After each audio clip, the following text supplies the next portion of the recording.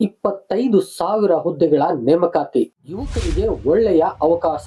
11 ಲಕ್ಷ ಸೇವಾವಧಿಯ ನಿಧಿ. ಪ್ರೀತಿವೀಕ್ಷಕರೇ, Indian ಆರ್ಮಿಯಲ್ಲಿ Agniveer ನೇಮಕಾತಿಯನ್ನ ಮಾಡಲಾಗ್ತಾ ಇದೆ. ಭಾರಿ ಪ್ರಮಾಣದ ನೇಮಕಾತಿ ಇದಾಗಿದೆ.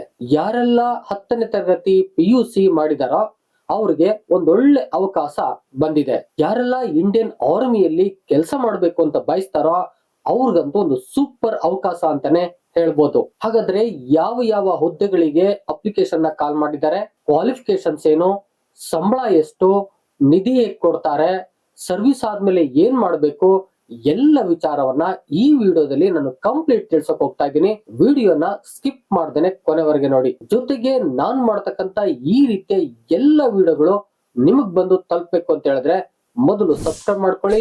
ಆ ನಂತರದಲ್ಲಿ ಪಕ್ಕದಲ್ಲೇ ಇರೋ ಬೆಲ್ ಬಟನ್ ಕ್ಲಿಕ್ ಮಾಡಿ ಆಲ್ ಅಂತ ಸೆಲೆಕ್ಟ್ ಮಾಡ್ಕೊಳ್ಳಿ. ಪ್ರೀತಿವೀಕ್ಷಕರೇ, ಇಂಡಿಯನ್ ಆರ್ಮಿಯಲ್ಲಿ ಅಗ್ನಿಪಥ್ ಅಂತಕ್ಕಂತ ಒಂದು ಯೋಜನೆಯನ್ನ ಆರಂಭ ಮಾಡಲಾಗಿದೆ.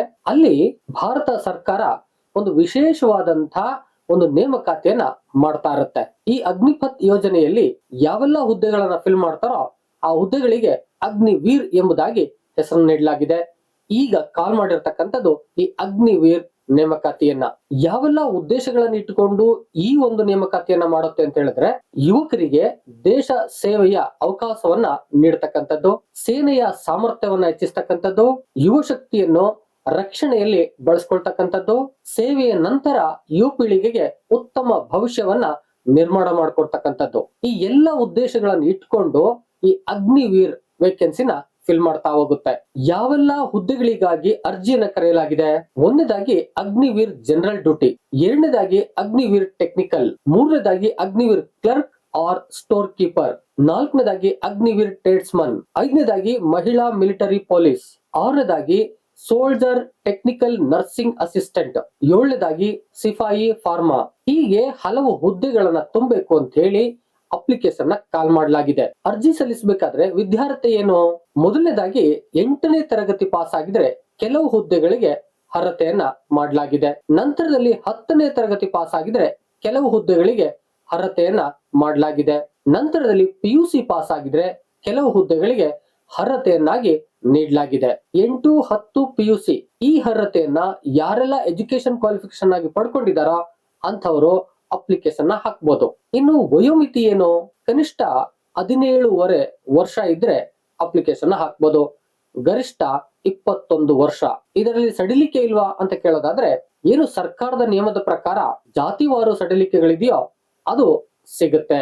ಇನ್ನು ಸಂಬಳ ಎಷ್ಟಿರುತ್ತೆ ಮತ್ತು ನಿಧಿಯನ್ನ ಹೇಗ್ ಕೊಡ್ತಾರೆ ಅಂತಕ್ಕಂಥ ನೋಡೋದಾದ್ರೆ, ಅಗ್ನಿವೀರ್ ಅಪಾಯಿಂಟ್ ಆದ್ರೆ 4 ವರ್ಷಗಳ ಸೇವೆ ಇರುತ್ತೆ. ಅದಕ್ಕೆ ಮೊದಲನೇ ವರ್ಷದಲ್ಲಿ 30,000ವನ್ನ ಸ್ಯಾಲರಿ ಆಗಿ ಫಿಕ್ಸ್ ಮಾಡ್ತಾರೆ. ಅದರಲ್ಲಿ ಇತರೆ ವೆಚ್ಚಗಳನ್ನ ಕಳೆದ್ರೆ 21,000 ಕೈಗೆ ಸಿಗುತ್ತೆ.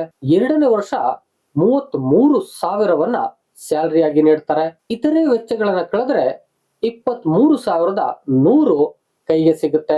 ಮೂರನೇ ವರ್ಷ 36,500 ಸ್ಯಾಲರಿ ಆಗಿ ಸಿಗುತ್ತೆ. ಕೈಗೆ ಸಿಗುವುದು 25,500.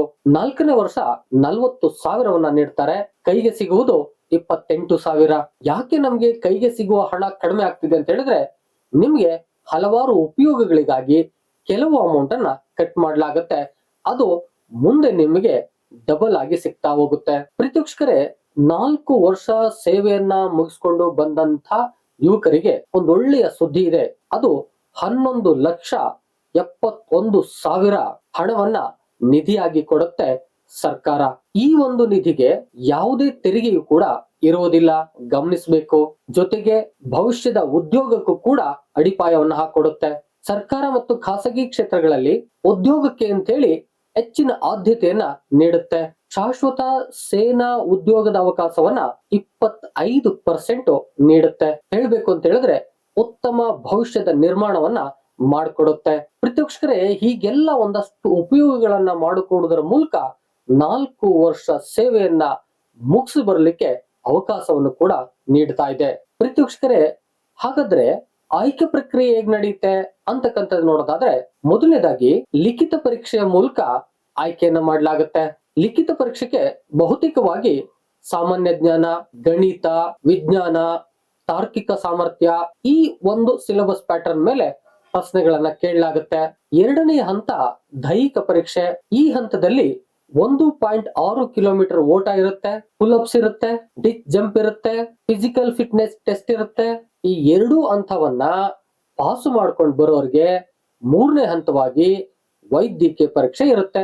ಈ ಹಂತದಲ್ಲಿ ಆರೋಗ್ಯ ಪರೀಕ್ಷೆಯನ್ನ ಮಾಡ್ತಾರೆ. ಎರಡನೇದಾಗಿ ದಾಖಲೆ ಪರಿಶೀಲನೆಯನ್ನ ಮಾಡ್ತಾರೆ. ಮೂರನೇದಾಗಿ ಅಂತಿಮ ಆಯ್ಕೆಯ ಪಟ್ಟಿಯನ್ನ ಪ್ರಕಟಣೆ ಮಾಡಿ ಯಾರೆಲ್ಲ ಆಯ್ಕೆ ಆಗ್ತಾರೋ ಆ ಲಿಸ್ಟ್ ಅನ್ನ ಅನೌನ್ಸ್ ಮಾಡ್ತಾರೆ.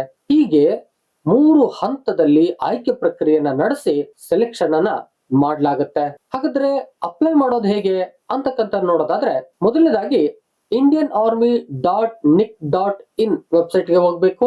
ಅಲ್ಲಿ ನಿಮ್ಗೆ ನೋಟಿಫಿಕೇಶನ್ ಕೂಡ ಸಿಗ್ತಾ ಹೋಗುತ್ತೆ. ನಾನು ಅದನ್ನ ಡಿಸ್ಪ್ಲೇ ಮಾಡು ಕೂಡ ತೋರಿಸಿರ್ತೀನಿ, ನೋಡ್ಕೊಳ್ಳಿ. ವೆಬ್ಸೈಟ್ ಗೆ ಹೋದ್ಮೇಲೆ ಮೊದಲನೇದಾಗಿ ರಿಜಿಸ್ಟರ್ ಆಗ್ಬೇಕು. ಎರಡನೇದಾಗಿ ಅರ್ಜಿ ಫಾರ್ಮ್ ಅನ್ನ ಫಿಲ್ ಮಾಡಬೇಕು.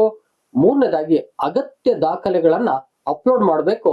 ನಾಲ್ಕನೇದಾಗಿ ಸಬ್ಮಿಟ್ ಮಾಡಬೇಕು. ಅಪ್ಲಿಕೇಶನ್ ಲಿಂಕ್ ನಾನು ಡಿಸ್ಕ್ರಿಪ್ಷನ್ ಅಲ್ಲಿ ಕೊಟ್ಟಿರ್ತೀನಿ. ಅದರ ಮೂಲಕ ನೀವು ಡೈರೆಕ್ಟ್ ಆಗಿ ಅಪ್ಲಿಕೇಶನ್ ಹಾಕಬಹುದು. ಹೀಗೆ ಅಪ್ಲಿಕೇಶನ್ ಪ್ರೊಸೆಸ್ ನ ಮುಗಿಸಿ ಅರ್ಜಿಯನ್ನ ಹಾಕಿ ಆನಂತರದ ಪರೀಕ್ಷೆಗಾಗಿ ಸಿದ್ಧತೆಯನ್ನ ನಡೆಸ್ಕೋಬೇಕಾಗತ್ತೆ.